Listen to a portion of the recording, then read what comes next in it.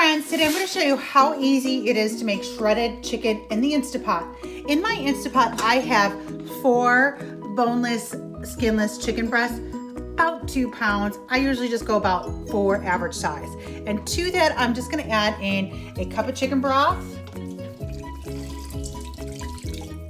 We're going to be draining a lot of that liquid, and then you can save it afterwards if you'd like.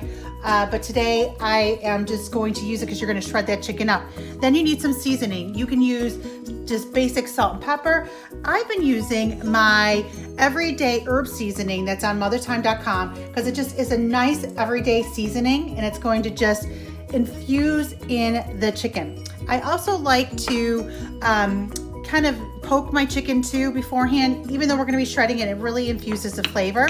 Also too, sometimes if I know I'm going to be doing chicken for tacos or things, I'll use some taco seasoning in place. But for salads and just having basic shredded chicken on hand, my everyday herb seasoning is fantastic. Again, that recipe is on mothertime.com. So my broth, my seasoning, and then I'm just going to close it up.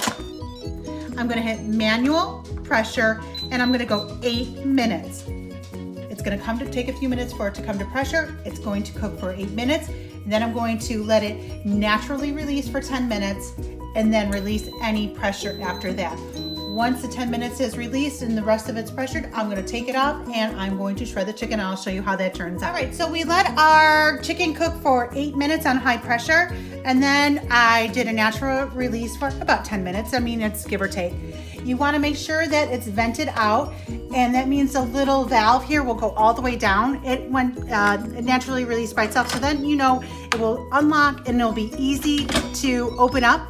If the valve is still up, you just need to release it to the venting, and then once that valve pops down, you're safe to open it up, but it's locked. And then your chicken is in here and it's cooked and it is ready to go, and it's seasoned and it smells so good. Then what I like to do is I will take some of the chicken and I will put it in a bowl to shred.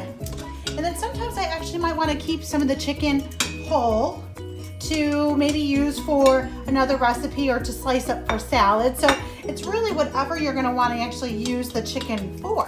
So, and then the broth inside here, you can reuse for soups or if you need broth for something else as well. So that's really good infused chicken stock.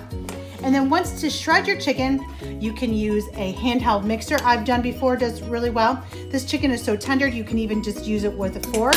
I actually have used these clippers, and then you can just go here and shred your chicken, and you have quick and easy chicken. You can even use frozen chicken. I've done frozen chicken. I just put the frozen chicken in there, the same seasoning and broth, and then I just add on about another 10 or 15 minutes, depending on how many chicken breasts I'm putting in to the cooking time. So I'd probably go almost 20 minutes if I'm doing the chicken from frozen. So it's easy as that.